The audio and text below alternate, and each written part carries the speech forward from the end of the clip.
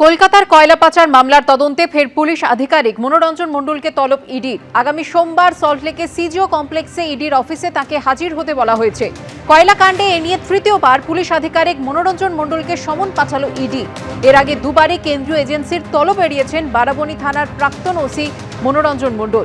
ED সূত্রে দাবি তার তরফে চিঠি দিয়ে কিছু জানানোও হয়নি।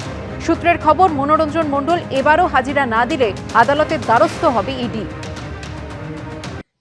কয়লা পাচার কাণ্ডে ফের মনোরঞ্জন মণ্ডলকে তলব করল ইডি। মনোরঞ্জন মণ্ডল রাজ্য পুলিশের একজন অফিসার, বারাবণী থানার প্রাক্তন অফিসার ইনচার্জ। এর আগে তাকে দুবার কয়লা পাচার কাণ্ডে তলব করা হয়েছে, তিনি হাজিরা এড়িয়েছেন। ফের তৃতীয়বার রাজ্য পুলিশের এই অফিসারকে তলব করা হয়েছে কয়লা পাচার কাণ্ডে এবং আগামী সোমবার তাকে হাজির হতে বলা হয়েছে। ইডির আধিকারিকরা জানাচ্ছেন, তৃতীয়বার তিনি যদি হাজিরা এড়িয়ে যান তাহলে কিন্তু আইনানুগ ব্যবস্থা নেওয়া হবে। শুধু তাই নয়, কোর্টে তারা দ্বারস্থ হবেন যে তিনবার নোটিশ পাঠানোর পরেও যদি তিনি না আসেন তাহলে কিন্তু কোর্টে দ্বারস্থ হয়, কোর্টে রিপোর্ট পাঠানো হবে এবং প্রয়োজনে ওয়ারেন্ট ইস্যু করার চিন্তা ভাবনা রয়েছে ইডি আধিকারিকদের। এমনই খবর আমরা ইডি সূত্রের মারফত জানতে পাচ্ছি।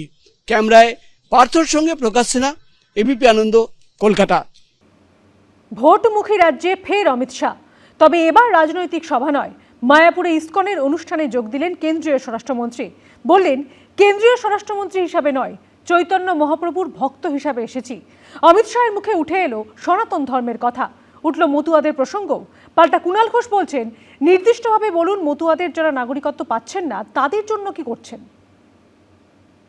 হরে কৃষ্ণ হরে কৃষ্ণ কৃষ্ণ কৃষ্ণ হরে হরে। ভোটমুখী বাংলায় ফের অমিত শাহ, এক মাসের মধ্যে দ্বিতীয়বার।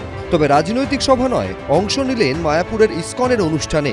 তার গলায় শোনা গেল কৃষ্ণ বন্দনা, উঠে এলো নরেন্দ্র মোদীর কথা।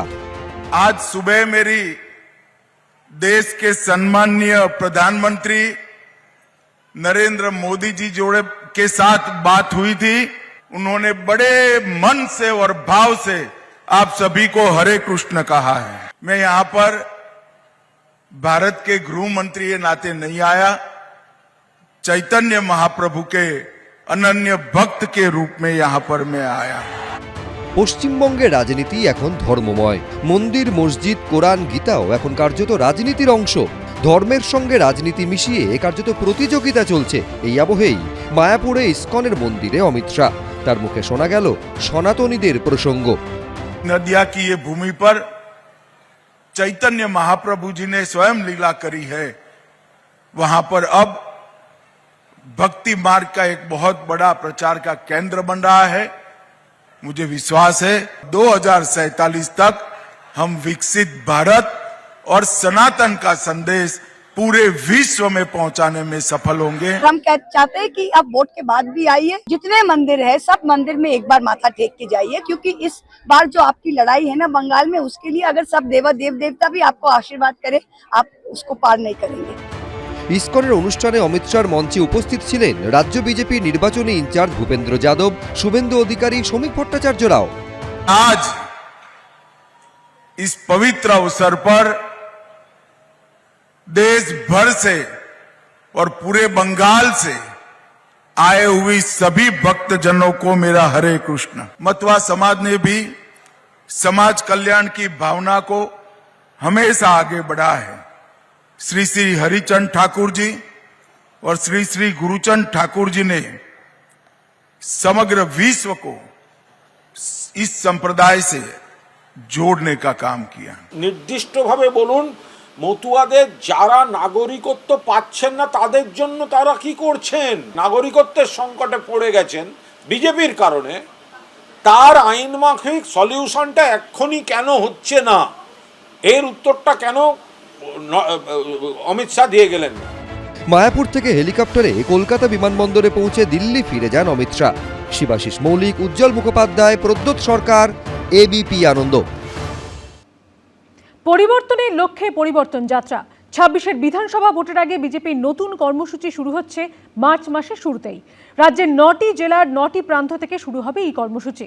অংশ নেবেন প্রধানমন্ত্রী নরেন্দ্র মোদী। বিজেপি সূত্রে দাবি, রাজ্যের 294টি বিধানসভা কেন্দ্র ছুঁয়ে পরিবর্তন যাত্রা সুসজ্জিত গাড়িগুলি পৌঁছবে ব্রিগেডে। যদিও কটাক্ষ করে তৃণমূল বলছে এটা বিজেপির বিদায় যাত্রা। বিরোধীরা সবসময় পরিবর্তন চায়, শাসক চায় স্থিতাবস্থা, কিন্তু কালের নিয়মেই পরিবর্তন হয়। কখনো তা দ্রুত হয়, কখনো যুগ যুগ কেটে যায়। সামনেই বিধানসভা ভোট, বিরোধীরা চাইছে পরিবর্তন, প্রচারের লড়াইয়ে ঝাঁপিয়ে পড়েছে তারা।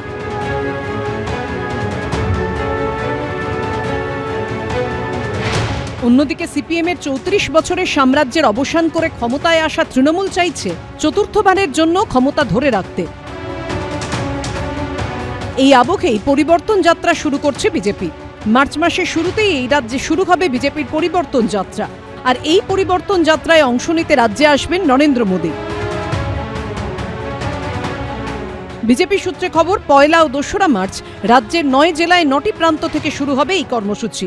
কোচবিহার, উত্তর দিনাজপুরের ইসলামপুর, বীরভূমের হাসন, পশ্চিম বর্ধমানের কুলটি, নদিয়ার কৃষ্ণনগর, উত্তর 24 পরগনার সন্দেশখালী, দক্ষিণ 24 পরগনার রায়দিঘি, হাওড়ার আমতা ও পশ্চিম মেদিনীপুরের গড়বেতা হয়ে কলকাতায় ব্রিগেডে পৌঁছবে 9টি সুসজ্জিত গাড়ি।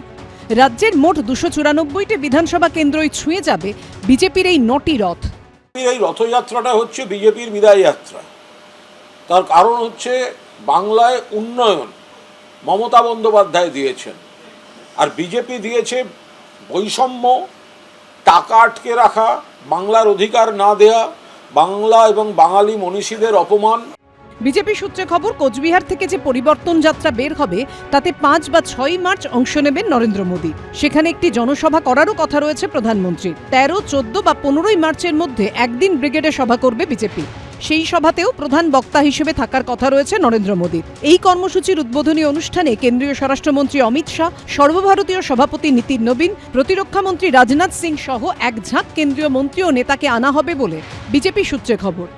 অনেকগুলো যাত্রা বেরোবে, আর সেই যাত্রা যখন বিভিন্ন দিক দিয়ে যাবে, মানুষের ওই যাত্রার প্রতি একটা আগ্রহ আছে। এই যাত্রা প্রকাশ পাওয়ার পর থেকেই কার্যকর্তা এবং সাধারণ মানুষদের ইতিমধ্যেই প্রচুর ফোন জেলা এবং রাজ্য দপ্তরে মন্ডল নেতাদের সঙ্গে আসতে শুরু করেছে। মানুষ খোঁজ খবর নিচ্ছে কোন রাস্তা দিয়ে রথ যাবে, কোন রাস্তা দিয়ে যাত্রা যাবে। ভোট এলে গণদেবতার আশীর্বাদ চান নেতানেত্রীরা, কারণ এই আশীর্বাদই তাদের পৌঁছে দেয় সিংহাসনে। মোদি রথে চেপে বা বিজেপি রথে চেপে ভোট করছে। দিদি এর আগের বার হুইল চেয়ারে চেপে ভোট করেছিল। এবার দিদি সম্ভবত উকিলের ড্রেস পরে ভোট করবে। যেমন বিজেপি তার মতো করে প্রচারে নামবে, হিন্দু সব এক হও, দিদি তার মতো প্রচারে নেমে বলবে আমিও হিন্দু আছি, আমি মোদির থেকে কম বড় হিন্দু নই। শেষ অবধি রাজ্যের অধিপতি কে হন তা বোঝা যাবে ভোটের ফলাফলে। দীপক ঘোষ ও সুকান্ত মুখোপাধ্যায়ের রিপোর্ট, এবিপি আনন্দ। এবিপি আনন্দ, এগিয়ে থাকে, এগিয়ে রাখে।